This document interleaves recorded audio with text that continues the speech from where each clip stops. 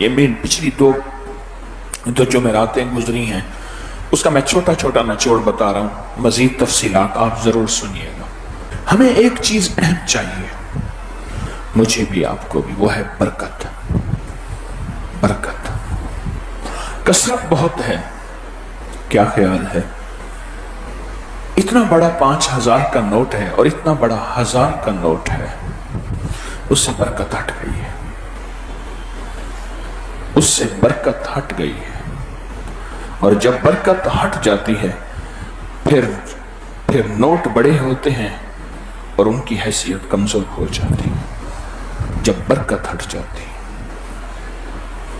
अल्लाह से बरकत मांगे, बरकत मनवाएं। बास जगहों पे बरकत है। एक मैं पोस्ट शायद हमारी टीम निकाल के अभी दे दे, हमारे पास अकाबिर के एतमाद में एक पोस्ट डाली थी हमने। एक जगह है, एक जगह वहां जो जनाजा रख के पढ़ा जाए उसकी बख्शिश हो जाती है। बकायदा हमने उसकी किताब का हवाला, जगह का हवाला दिया है। यह हमारे एक निज़ाम है यो अबकरी में, अकाबिर पर एतमाद। जगह है, उसमें बरकत है। मुझे एक दफा एक साहब ने कहा, इस किले में बरकत है, खोंटे में बरकत है, जहां भैंस गायें बांधते हैं। मैं यहां बांधता हूं तो बरकत है, यहां से हटाता हूं तो बरकत नहीं है। मुझे एक दुर्वेश सहबे नजर की बात याद है पुरानी। कहा, ये मजंग जहां आप बैठे हैं इस जगह में बरकत है। कुछ शख्स ऐसे होते हैं, उनके साथ बरकत होती है। हमारे यहाँ गुलबर्ग में एक टावर है, बहुत बड़ा टावर है, एक साहब के नाम से मशहूर है। लोग कहते थे, हाजी साहब अपना सिर्फ नाम दे दें, आपका हिस्सा डाल देंगे। क्यों? आपका नाम आते ही हमारी हर चीज में बरकत हो जाने। और ऐसा ही था, जो भी उनका नाम में कारोबार में किसी चीज में हिस्सा डालता था, अल्लाह का नाम कि अल्लाह उसमें बरकत डाल देता था। और वही शख्स जब इस दुनिया से रुखसत हुआ, सारी बरकतें समेट के साथ ले गया। पर याद रखिएगा, आप समेट के साथ नहीं ले जाएंगे, परेशान ना हो। वो कैसे? मैं किस दलील की बुनियाद पे ये बात कर रहा हूं? मेरे पास दलील है। कुछ बरकतें ऐसी होती हैं जो अफराद के लिए हैं, एक फर्द तक होती हैं। कुछ बरकतें ऐसी होती हैं जो अकवाम के लिए, कौमों के लिए होती हैं। कुछ बरकतें ऐसी होती हैं जो खानदान के लिए होती हैं और नस्ल दर नस्ल चलती हैं। कुछ बरकतें ऐसी होती हैं जो नस्ल दर नस्ल चलती हैं। जिसको कमली वाले के नाम की, अल्लाह के नाम की बरकत मिल जाएगी, जो बरकत वाले अमाल मैंने गुज़िश्ता जो जुमेरातों में बताए हैं, आज भी अर्ज कर रहा हूं। आज गौर से समझिएगा, गौर से समझिएगा। आज बरकत का जो मजमून है उसकी तीसरी और आखिरी जुमेरात है। आइंदा जुमेरात हमारा एक और मजमून होगा। आइंदा जुमेरात कौन सी जुमेरात शुरू हो रही है? सूरत इखलास वाली 11 जुमेरातें, लड्डू वाली 11 जुमेरातें हर साल जो होती हैं। ये 3 जुमेरातें बरकत वाली हैं। अगर इनको हम समझ लें और मैं समझ लूं, आपसे ज्यादा मोहताज हूं, तो ये ऐसा मजमून आपके ऊपर, मेरे ऊपर खुलेगा कि नस्लों में बरकत होगी। फिर हम चले भी जाएंगे, जाना तो है, चले भी जाएंगे। औलाद ये नहीं कहेगी कि बाप गया था, भाई गया था, मां गई थी, बहन गई थी, दादी नानी गई थी, बरकत अपने साथ ले गई थी। तो ये नहीं कहेंगे। जाने का गम तो होगा, पर बरकत के जाने का गम नहीं होगा, बंदे के जाने का गम जरूर होगा। ये जो अमाल मैंने आपको बताए हैं, हमने पिछले जुमेरात, उससे पिछली जुमेरात ہم نے بسم اللہ وعلی برکات اللہ کا ورد کیا تھا، اجتماعی طور پہ بیٹھ کے ورد کیا تھا۔ اور میں نے ایک بات عرض کی تھی، ایک ہے انفرادی ورد، ایک ہے اجتماعی۔ نامعلوم اس مجمع میں کون ہے، کوئی غوث ہے، کوئی بزرگ ہے، کوئی درویش ہے، کوئی پہنچی ہوئی ہستی ہے، کوئی اللہ کا خاص بندہ ہے، اس کے ورد کی وجہ سے ہمارا ورد بھی قبول ہو جائے۔ اس لیے کہتے ہیں کہ بڑے مجمع میں جایا کرو، وہ مجمع جو خیر کے مجمع ہیں، بھائی چلنے دو اس کو، وہ مجمع جو خیر کے مجمع ہیں، ان بڑے مجمع میں جایا کرو۔ جتنا بڑا مجمع ہوگا اتنی برکت ہوگی، اتنی رحمت ہوگی۔ ایک درویش تھے، ایسے ان کی محفل لگی تھی، آپ جیسے مخلص جیسے بیٹھے ہیں، عاشق آپ جیسے ایسے بیٹھے تھے۔ تو آپ میں سے انہوں نے فرمایا، کون آیا ابھی نیا نیا محفل میں، کون آیا؟ دیکھا تو ایک جوان تھا، اس نے کہ میں آیا ہوں۔ آپ نے دیکھ کے فرمایا، ہاں ہاں تم آئے ہو، ادھر آؤ۔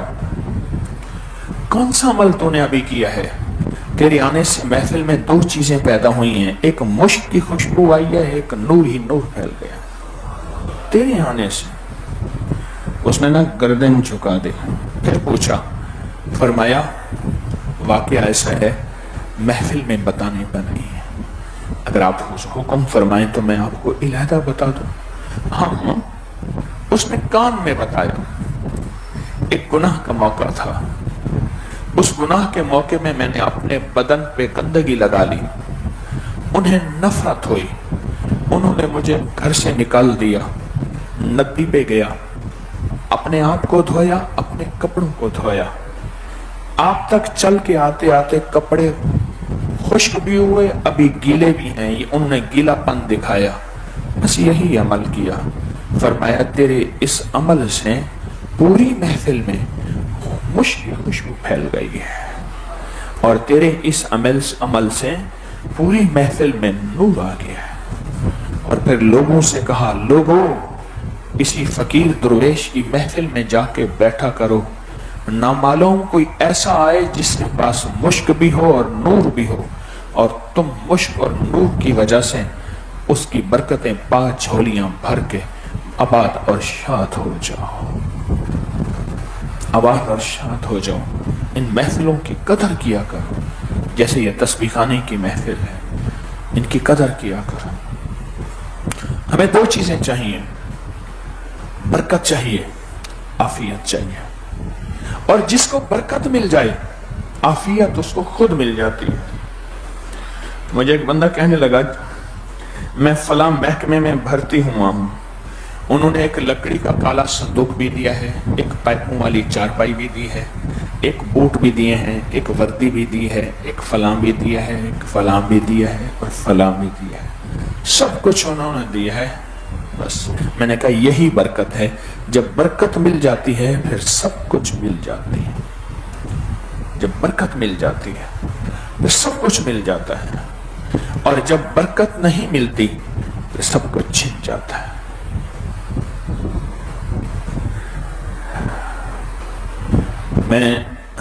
ہم نہ گھر بیٹھ کے روز آپس میں مذاکرہ تعلیم کرنے کی کوشش کرتے ہیں، کوئی حدیث کی کتاب کوئی گھر والے بیٹھ کے کوشش کرتے ہیں۔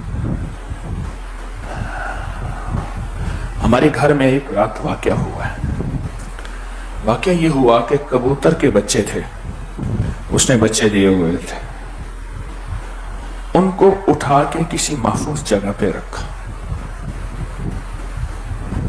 کسی نے اٹھا کے اس کو غیر محفوظ جگہ پہ رکھ دیا، ان بچوں کو بلی کھا گئی۔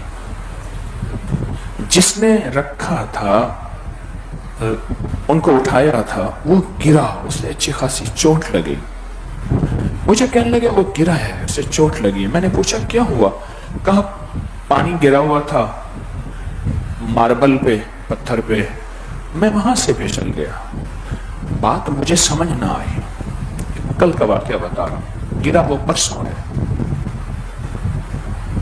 میں اللہ سے مانگتا رہا یا اللہ اس واقعے کو میرے اوپر کھول دے، اور دل ہی دل میں وہی دعا، یا علیم علمنی، یا خبیر اخبرنی، یا وہاب حبلی من اسرار الدنیا.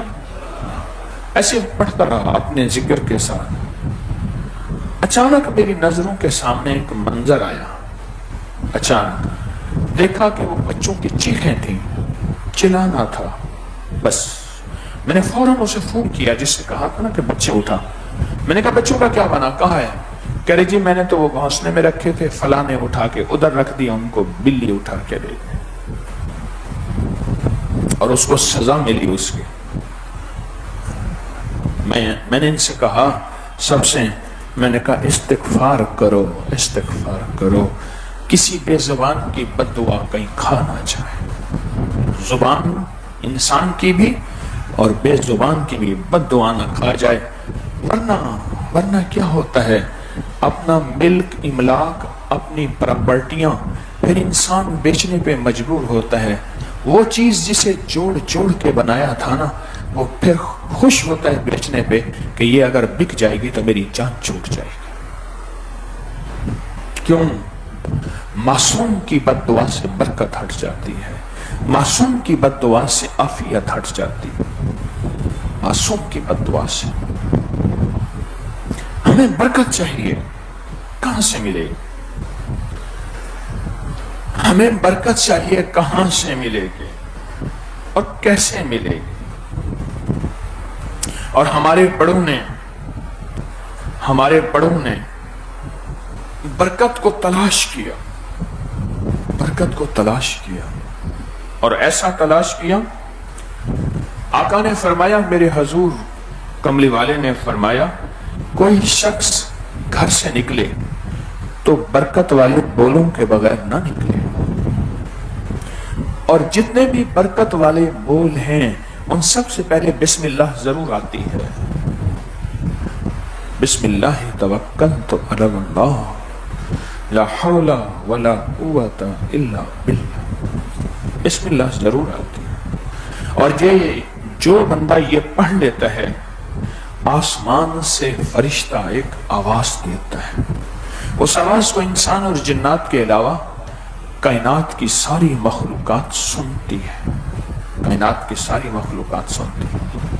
اس آواز میں 5 چیزیں ہوتی ہیں، میں آپ کو صرف 2 بتاتا ہوں.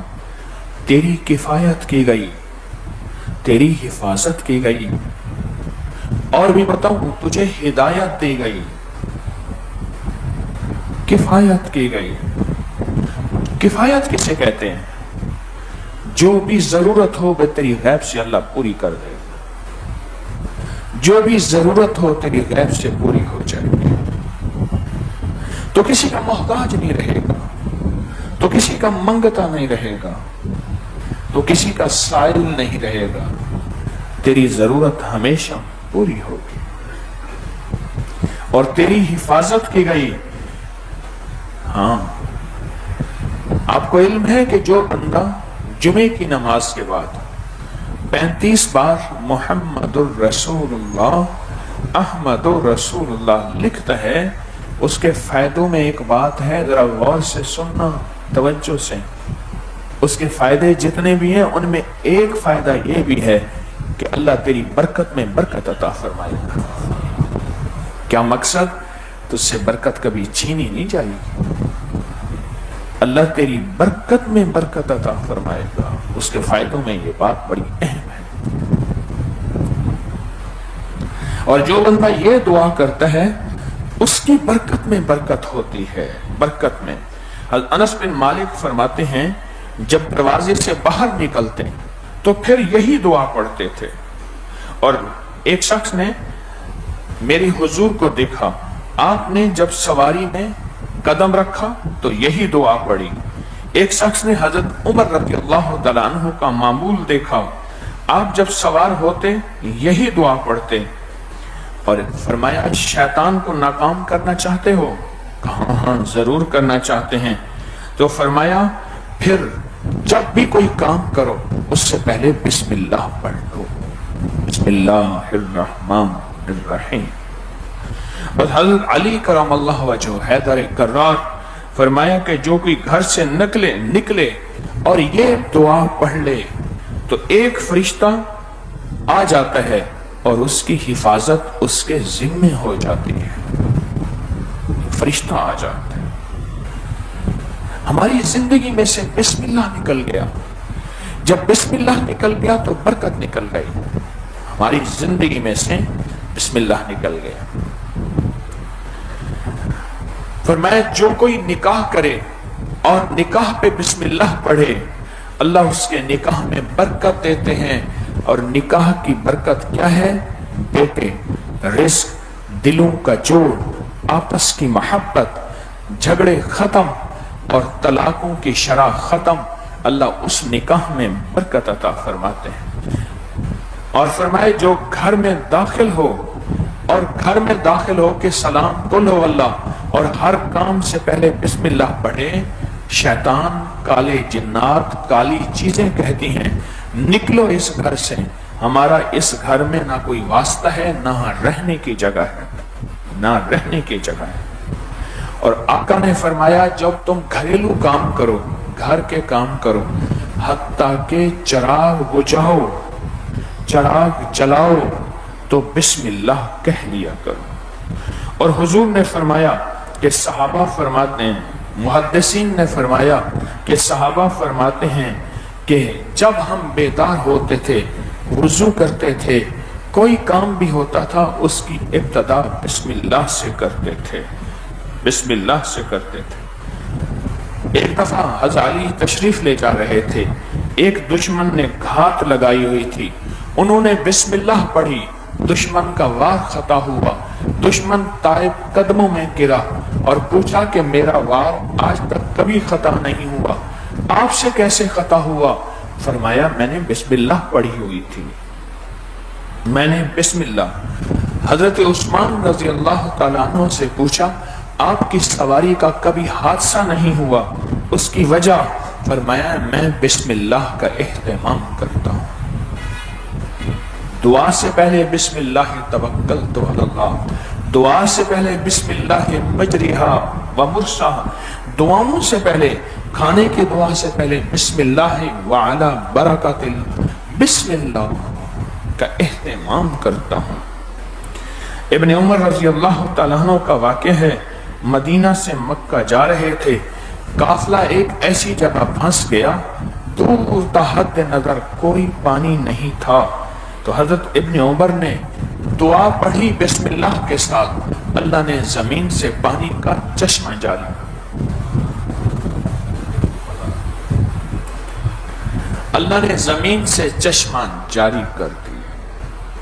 جاری کر دیا. اور یہی واقعہ ہوا کہ حضرت عمر تشریف لے جا رہے تھے، راستے میں ڈاکو تھے، حضرت عمر نے دعا پڑھی بسم اللہ کے ساتھ، ڈاکو اندھے ہو گئے. حضرت انس فرماتے ہیں میرے شیخ نے مجھے ایک دعا سکھائی، میں وہ دعا پڑھتا ہوں تو میرا مال کبھی ضائع نہیں ہوتا. اس دعا کی ابتدا بسم اللہ سے ہوتی ہے. حضرت سفیان ثوری رحمت اللہ علیہ فرماتے ہیں جب بھی میں لوگوں کو اللہ اللہ سکھانے کے لیے نکلتا ہوں تو بسم اللہ کے ساتھ نکلتا ہوں. دو چیزیں مجھے وہاں ملتی ہیں، ایک مجلس میں برکت ملتی ہے، دوسری نورانیت ملتی ہے. بسم اللہ اپنی زندگی میں بسم اللہ. حضرت جنید بغدادی ایک سفر میں ڈاکوؤں نے گھیر لیا، آپ نے دعا پڑھی جس کی ابتدا بسم اللہ کے ساتھ، ڈاکوؤں کے دل میں روب بیٹھ گیا، انہوں نے سب کچھ واپس کر دیا.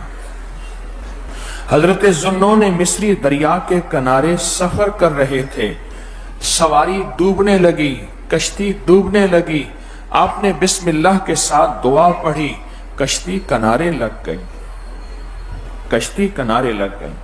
امام اعظم ابو حنیفہ رحمت اللہ علیہ فرماتے ہیں جب میں کہیں عدالت میں ہوتا ہوں، یہاں کہیں میرا درس ہوتا ہے تو میں یہ دعا پڑھتا ہوں بسم اللہ کے ساتھ، اللہ میری دو چیزوں میں اضافہ کرتے ہیں، ایک علم میں اضافہ کرتے ہیں اور دوسرا زبان میں اثر رکھتے ہیں۔ ایک علم میں اضافہ، دوسرا زبان پہ اثر ہو جاتا ہے۔ حضرت بایزید بستامی فرماتے ہیں جب میں یہ بسم اللہ پڑھتا ہوں نہ دشمن کا خوف نہ نقصان کا اندیشہ ہوتا ہے۔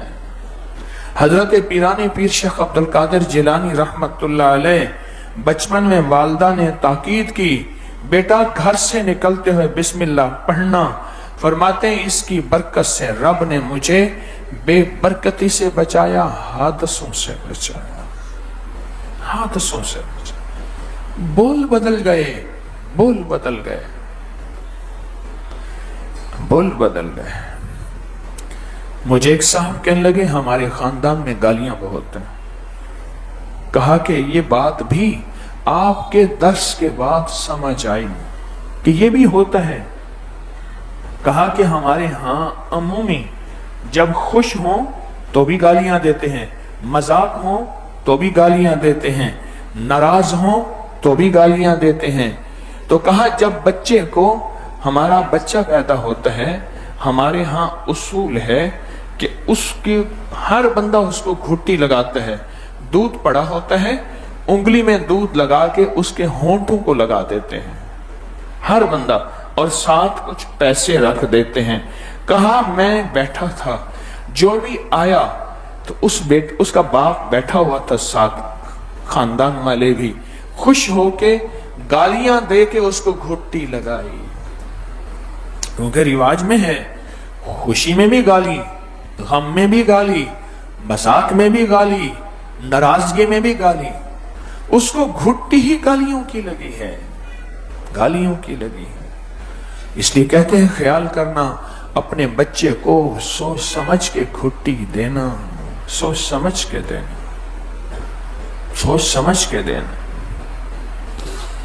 حضرت سفیان کہتے ہیں جب میں یہ دعا پڑھتا ہوں میرے شاگرد میرے علمی باتیں سب یاد رکھتے ہیں۔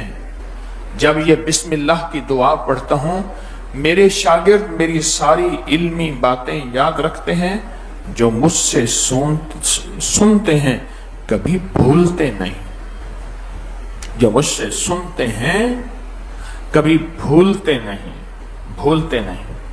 حضرت بشر حافی ان کے شاگردوں نے بتایا میں جب بھی گھر سے نکلتا ہوں اللہ کے نام کی بسم اللہ کی دعا پڑھتا ہوں، اللہ کسی نہ کسی پریشانی کو ٹال دیتے ہیں۔ ایک بزرگ کا خواب، انہوں نے خواب میں نبی پاک صلی اللہ تعالی علیہ وسلم کو دیکھا اور آپ صلی اللہ علیہ وسلم نے فرمایا جو شخص گھر سے نکلتے وقت یہ دعا پڑھتا ہے ایک فرشتہ اس کے ساتھ ہو جاتا ہے جو اسے ہر شر، ہر دشمن، ہر آفت، ہر تکلیف سے بچاتا ہے۔ جاگ رہے؟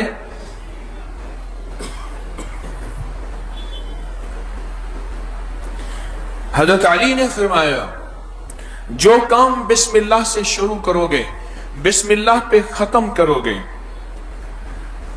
تو شاگردوں نے پوچھا آقا کیا ملے گا؟ فرمایا ہر قدم پہ کامیابی ملے گی۔ ایک جگہ میں اسی نہ پوسٹ بھی پڑھی ہے، ویڈیو پڑھی ہے، لیکن اس میں یہ واقعہ نہیں ہے۔ ایک صاحب تھے کمہار کا کام کرتے ہیں اب بھی، کہتے ہیں کہ میرا ابا